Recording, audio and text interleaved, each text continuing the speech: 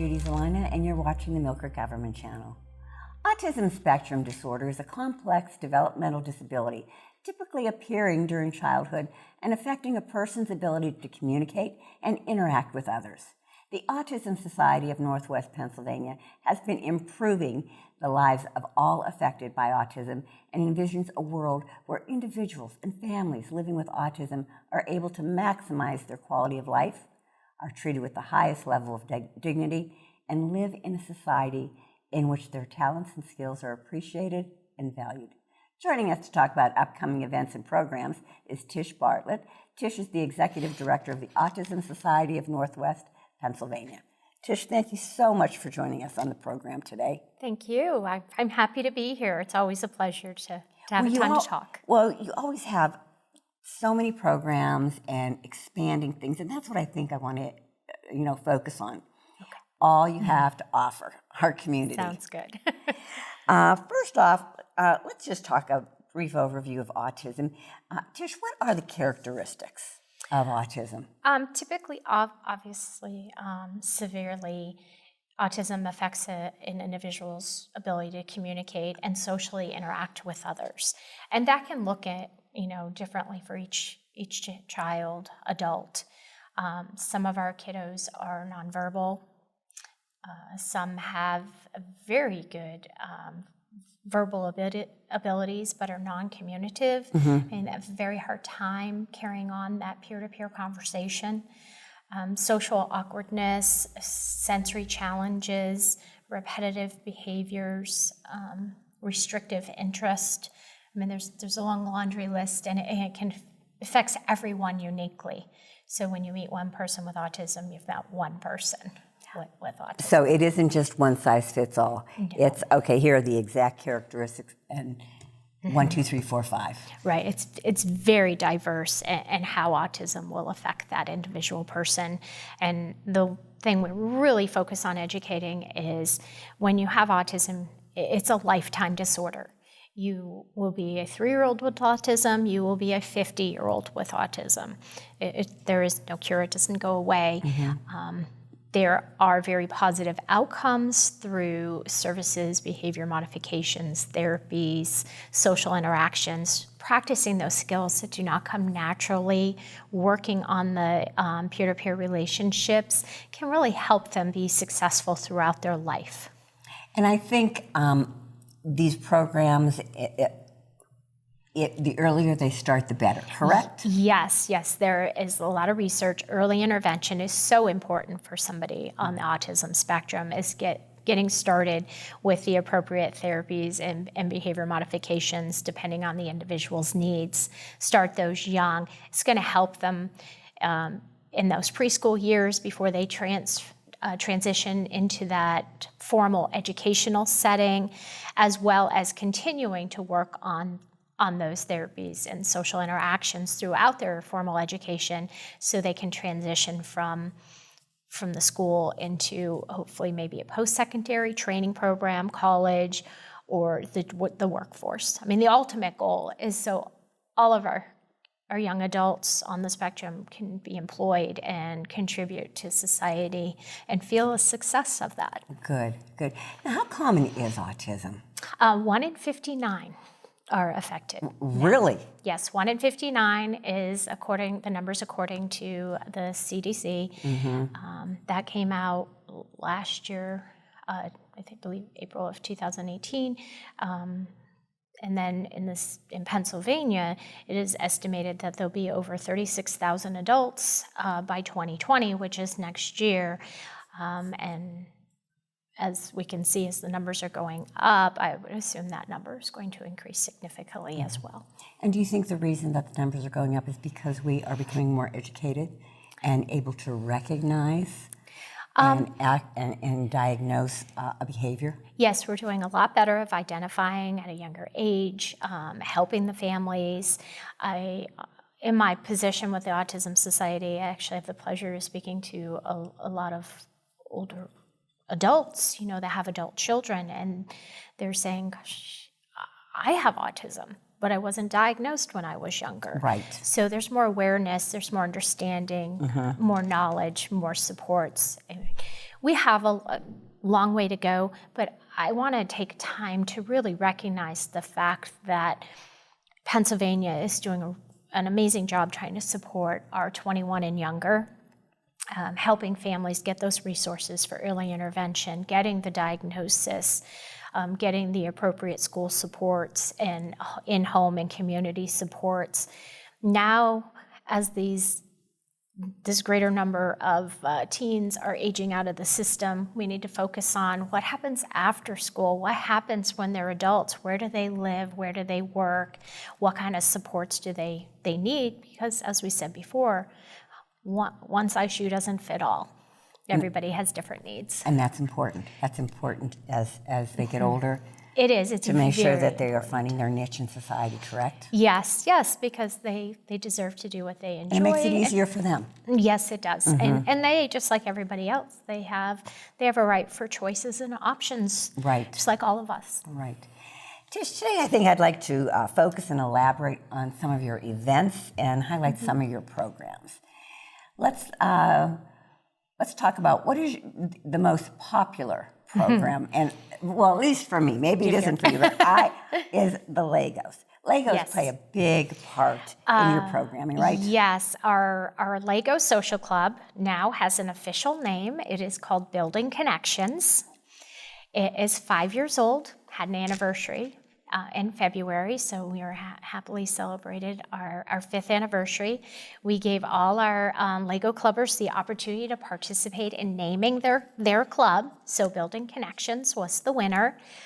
And we have also expanded it. It is kindergarten through 12th grade.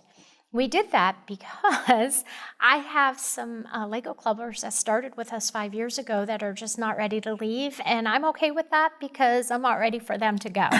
we truly enjoy having them a part of the club. So the club meets on the second Saturday of the month. We have 4 sessions in the fall, 4 sessions in the spring. They come together, they get to free build, they have the opportunity to volunteer to present what they've built. So they're working on their verbal, nonverbal communication, their whole body listening, attention to detail, staying on topics, all these skills that they're going to need throughout their lifetime. And they think they're just coming to build Legos. And I have to tell you, these kiddos and teens are so creative. I am overwhelmed by the creations that they come and they build. For our younger kiddos, it's a little more structured. We do offer for our kindergartens that are brand new to Lego Club. We have some of the larger mega bricks if they're having fine motor skill challenges, so they can start with a larger brick. We also have little kits appropriate for their age where it has a detailed colored instruction booklet, and they can build a Lego design. What we have found is if we start out with those baby steps, they just naturally transition into their own creative build. And so that helps them to work on that transition and that development into be a creative builder and having that self-confidence. They work on their peer-to-peer relationships. They have to share, of course, Lego bricks. They have to share our minifigs. So they're working on those skills, which we probably all need to work on, right? Yes. So, now, you said it's till 12th grade. Yes. It wasn't always through 12th grade? 5 years ago, it started kindergarten through 8th grade, everybody together. It has grown so much that we now have our elementary school that meet together, and then we do middle school, high school.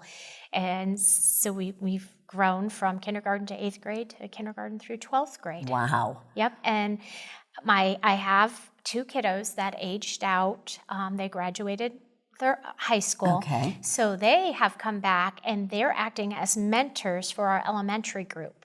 They come and they volunteer their time and they work with our younger kiddos and helping them get adjusted to Lego Club and working on their creative builds, giving them ideas, maybe some help with those fine motor skills. So they still get to be a part of the Lego Club, but they're transitioning into more of a leadership role than a participant. How exciting for them. Oh yeah, and they love it. Oh my goodness.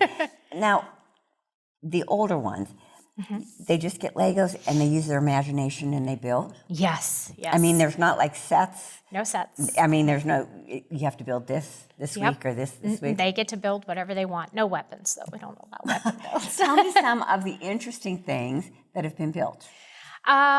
Little villages. I have where they'll build a very creative, a house, a road, an office. They have villages. I have towers. We have one teenager that I swear he's going to be a master Lego builder one day. He does elaborate signs and follows, whatever the current, maybe it's one of the current Lego movies or Disney movies, and he'll build that creation. Oh, wow. Oh, yeah, I'm just in awe. I keep telling him to remember me one day when he's famous. Please remember me. Oh, well, that is a great program. I'm glad you've expanded it. I love that you're bringing the graduates back in a leadership role. Yes. Because that's still so important for us, for all of us, not just if you're on the autism spectrum, for all of us. It is very important. Self-confidence. Yes, it really helps them build that self-confidence. I'd like to talk about autism in our communities. That's a program, right? That is a conference. Autism in Our conference. Community Okay. event is our annual conference. We hold it every October. We are very blessed that we can partner with Penn State Barron, so they provide us with a beautiful venue to host. We bring in a national speaker. I'm very excited for it. And we keep the conference at a very low cost and are able to make it affordable for everyone. So this year it is $25 for pre-registration, and that includes your lunch. Okay. And your morning coffee and snacks. We like to feed people throughout the day. Keeps them happy. Yes, it does. So we provide snacks and the lunch. So for $25, they can participate. We are in the process of being approved for Act 48 credits. We always offer that for our teachers. Oh, nice. We're working on getting approval for the board certified behavioral for our behavioral specialists. They have requirements for credits, so we're working on getting the BCBA credits. And again, this is an annual event, isn't it? Yes, we host Autism in Our Community event. This will be our 11th year. Okay. Every year it's a different speaker, and we do try to rotate the format. What you had mentioned, there are years that we'll do a keynote in the morning and we'll do breakout sessions in the afternoon with different presenters in order to keep variety for our attendees. Okay. So, but when we have and not that other keynotes aren't amazing, but when we have a keynote that really has a plethora of information, we want to make sure we give them ample time to present. So that's why she's all day. Oh my gosh.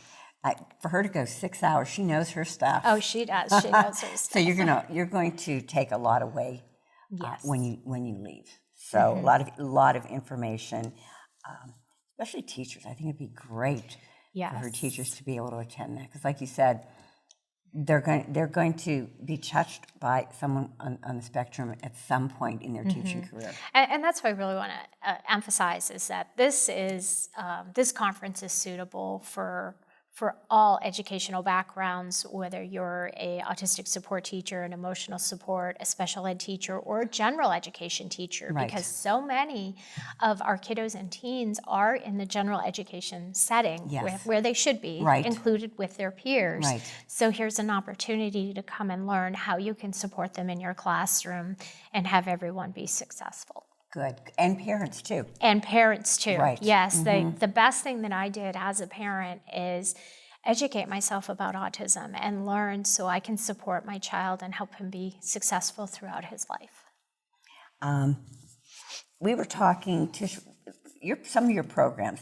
I think it would be pretty easy, I could be wrong, of course, often I am, that to entertain, find something to entertain the younger kids.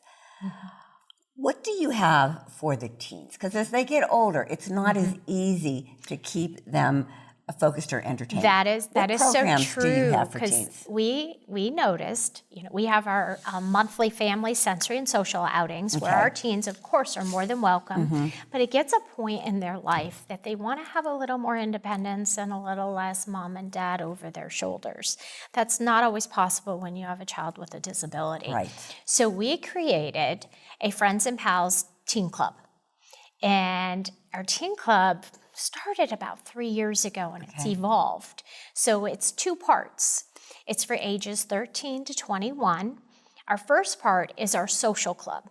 They meet on the first Thursday of the month. Mom and dad get to drop them off, or they can participate in our parent mingle room and support one another. I'll be honest, most of them leave. I don't blame them. And we do a social activity. So depending on what it is, we've done some music therapy. In the fall, we did a pop-up restaurant at our office. We called it the Hot Dog Hut. And they had to come in and be seated. Our volunteers were the waiters and waitresses. They ordered off the menu. We gave them some fake money. They had to actually pay their bill, learn how to calculate the tip. And they had their own restaurant. That is great. And the appropriate behavior in the restaurant, and that you can't go up to the kitchen and get your own lemonade. Right. You have to, and you can't yell, "Hey, Miss Tish," across the restaurant. So it was a wonderful experience. Our teens seem to have a great time. We've done different role-playing activities. How do you give a gift? How do you receive a gift, even if it's not the gift you expected? We gave some of them glue sticks, so they were a little surprised. But that unexpected, and how do you react? We also take it on the road.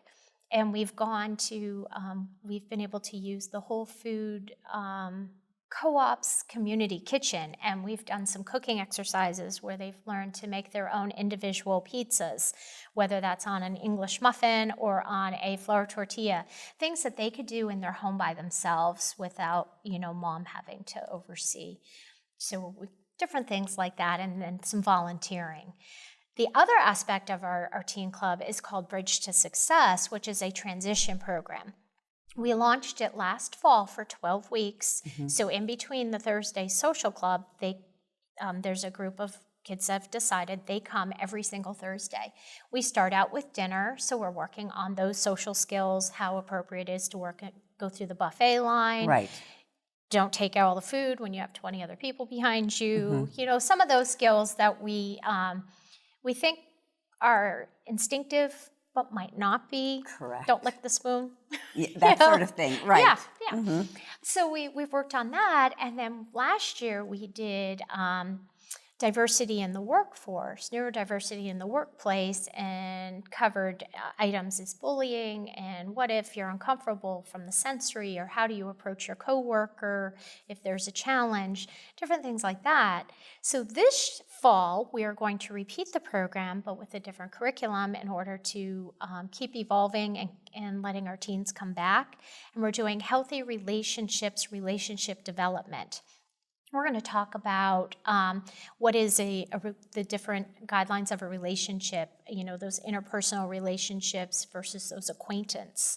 Social media, we have a couple weeks talking about social media, inappropriate postings, behaviors. What do you share? What do you not share? Secret talk. What is appropriate to share with your peers versus your mom and dad? Your counselor Right. type things, those consequences of sharing inappropriate things. Boundaries is a big one. Who do you hug? Who do you approach? Who do you stand close to? Who do you have to have a little hula hoop circle around? And there's 12 weeks of different lessons that we're going to be working on, and we're utilizing that healthy relationship curriculum that was written for individuals on the spectrum. I'm going to tell you, that is a program I think every teen needs to have. I don't care if they're on the spectrum or not. Yes, I'll be honest, that's what I've heard from parents. They want to send their neurotypical teens Exactly. as well. Exactly. Yes. You also have a grant program, don't you? Yes, we provide biannual grants to local nonprofits. We've really been focusing the last several years on school districts. With all the budget cuts and challenges for districts, we want to make sure that they still have those tools in order to support their kiddos on the spectrum. So we've funded quite a few sensory break rooms. Our Bell Valley, at Millcreek School District, we were able to provide them funding to create a sensory room right in their elementary school. Nice. And I had the opportunity to go see it, and it's just beautiful. It is beautiful. We also funded, we'll kind of focus on Millcreek, so your viewers know. We've given back to the community. We did a greenhouse revitalization at Westlake Middle School. I'm pretty sure I got the right school. And they had a greenhouse in existence that hadn't been utilized for several years. They wanted to revitalize it, restock it.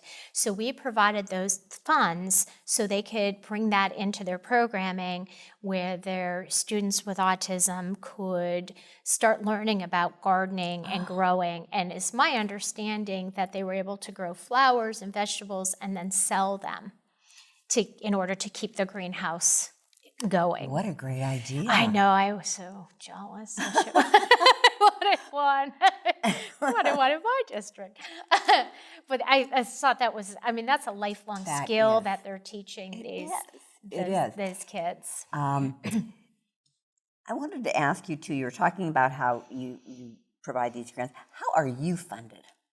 We are 100% fundraising dollars. We do not get any state or federal funding, and I know people are kind of surprised when they hear that, but the realm we fall into of parent and family individual support, there really is not federal funding or state funding for that. So we fundraise a lot. We always are asking for donation. When you're 100% reliant on fundraising dollars, every little bit helps. There's no small donation. We are, forever grateful for the community. They've come together and they've really helped us. So we have been able to grow and meet the needs, but we are expanding quickly. As the numbers are expanding, we want to continue to support our families across the lifespan. In order to do that, we really have to look long-term on our office space and what we have available and our usage, room for training, room for these clubs to expand, room to go beyond 21, and giving them a comfortable home to come to. So that's our focus this year. Your focus is kind of, because you do need to expand. We do need to expand. The programs are becoming so popular, and it'll just be... And we don't want to turn anyone away because of a space issue. So we are really focused. I have an amazing board of directors that we're trying to educate the community, trying to help us evolve to the next step, help us supporting us through contributions, donations, legacy gifts, whatever anybody can do, so we can jump to that next step and continue to do a good job. Well, Tish, with you at the helm, I know it's going to happen. I have all the faith in the world.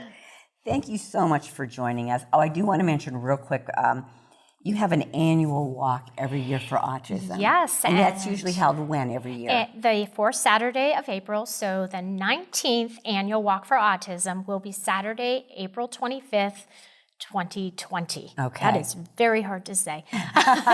But we're excited. It is our signature fundraising event. I was going to say, it is, because talking about money and donations and fundraisers, I wanted to it's so important for us for that event to be successful because it does fund most of our budget. Okay. Tish, thank you so much for coming on the program, letting us know about the different programs and events that you have in place for our community. You do an absolutely wonderful job. Thank you very much. I appreciate you saying that. Viewers, if you have any questions, please feel free to give Tish a call. Check out the website. It's got a lot of information on it. And if you know somebody that you feel would be able to benefit from any of their programs, please give them a heads up to have them give Tish a call. Thank you. Viewers, thank you again for watching the Millcreek Government Channel, and until next time,